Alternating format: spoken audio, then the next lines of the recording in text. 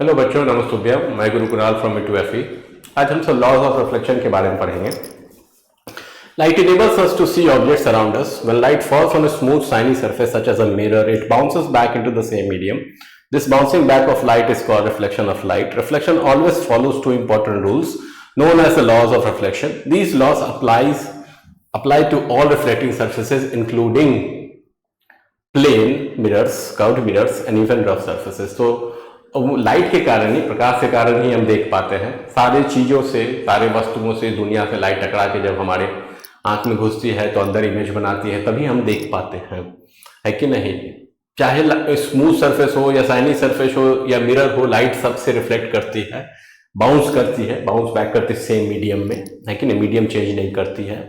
तो इसी bouncing back of जो लाइट है, इसी को रिफ्लेक्शन ऑफ लाइट बोला जाता है। और रिफ्लेक्शन जो है, ये रिफ्लेक्शन का कुछ दो नियम है, लॉज ऑफ रिफ्लेक्शन, उसको फॉलो करती है। और ये लॉज जो है सभी जगह एक ही जैसा अप्लाई होता है, चाहे वो कैसा भी सरफेस हो, प्लेन मिरर हो, कर्व मिरर हो या रफ सरफेस हो, सब जगह लॉज ऑफ रिफ्लेक्शन अप्लाई करता है। तो कुछ इंपॉर्टेंट टर्म्स देखें। Before learning the laws, understand this basic terms. Incident ray, the ray of light that falls on the reflecting surface is called incident ray. तो reflecting surface पे जो light fall करती है, टकराती है, मतलब आने वाली जो प्रकाश है, उसको इंसिडेंट रे बोला जाता है। Reflected ray, the ray of light that bounces back after striking the surface called reflected ray. जाने वाली प्रकाश, रिफ्लेक्शन करके जो जाने वाली जो लाइट है, रिफ्लेक्ट जो हो गई है लाइट, वापस जा रही है सेम मीडियम में ही, जो बाउंस बैक करती है, उसको रिफ्लेक्टेड रे बोला गया है।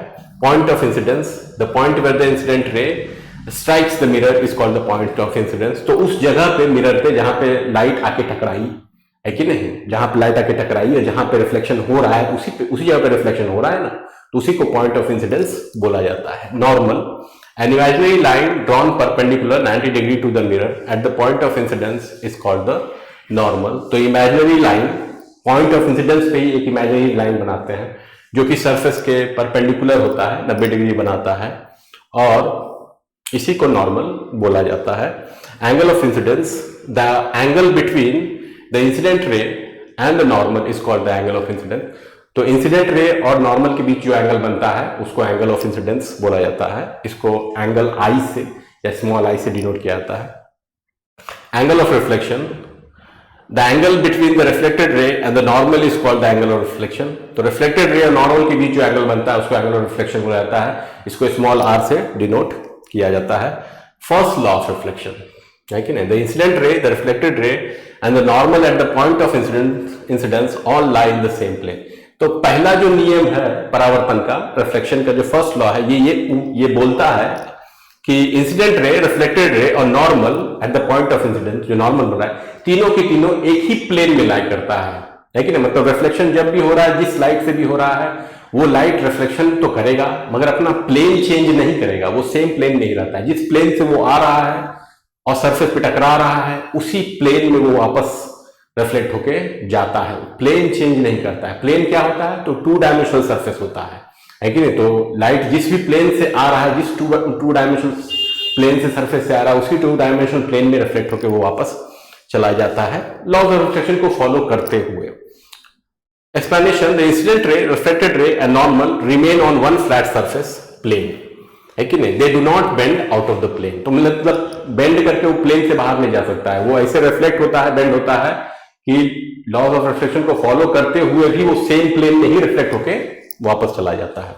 Example, when a torch shines on a mirror, the incident ray, reflected ray and normal are all in one plane.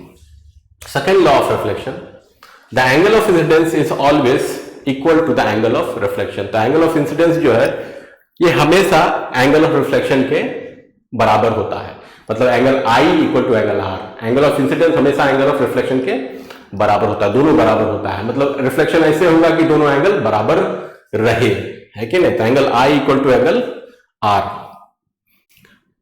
If the incident ray strikes the mirror at 30 degree, the reflected ray also leaves at 30 degree. मतलब अगर incident ray normal से 30 degree बनाते हुए आ रहा है और strike कर रहा है, तो जो रिफ्लेक्टेड रे निकलेगा वो भी 30 डिग्री बनाते हुए नॉर्मल से वापस जाएगा, निकलेगा। If the angle of incidence changes, the angle of reflection changes by the same amount. तो अगर एंगल ऑफ इंसिडेंस को भी हम बदलते हैं तो जितना हम एंगल ऑफ इंसिडेंस को बदलेंगे उतना ही एंगल ऑफ रिफ्लेक्शन भी चेंज होगा, उसी अमाउंट से चेंज होगा, क्योंकि दोनों सेम रहता है, दोनों हमेशा सेम रहता है। एंगल ऑफ इंसिडेंस 10 डिग्री है तो एंगल ऑफ रिफ्लेक्शन भी 10 डिग्री होगा।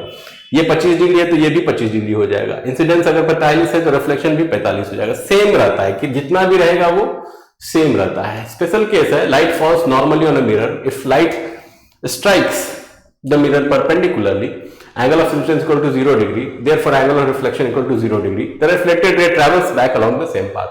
तो एक स्पेशल केस है जिसमें लाइट जो है जो सरफेस है उस पर परपेंडिकुलरली अगर गिरता है, मतलब 90 डिग्री बना के गिरता है, तो लाइट जो खुद है वही नॉर्मल भी बन जाता है, मतलब कि नॉर्मल से 0 डिग्री का एंगल बनाता है। इसलिए उस केस में कोई रिफ्लेक्शन नहीं होता है, कोई डेविएशन नहीं होता है, क्योंकि एंगल ऑफ इंसिडेंस भी 0 डिग्री है तो एंगल ऑफ रिफ्लेक्शन भी 0 डिग्री आता है। तो सेम पाथ से लाइट जो है रिटर्न हो जाता है रिफ्लेक्शन करके, है कि नहीं। तो कोई डेविएशन नहीं होता है। आई होप कि आपको ये सब समझ में आ रहा होगा, है कि नहीं। आपको अगर हमारा कंटेंट अच्छा लगता है तो आप लाइक कीजिए, सब्सक्राइब कीजिए, कमेंट कीजिए, और हमारा जो साइट है e2fe.in उसको विजिट कीजिए, देखिए आपको क्या पसंद आ रहा है, क्या सूट करता है, और हमारे साथ आगे बढ़िए। धन्यवाद।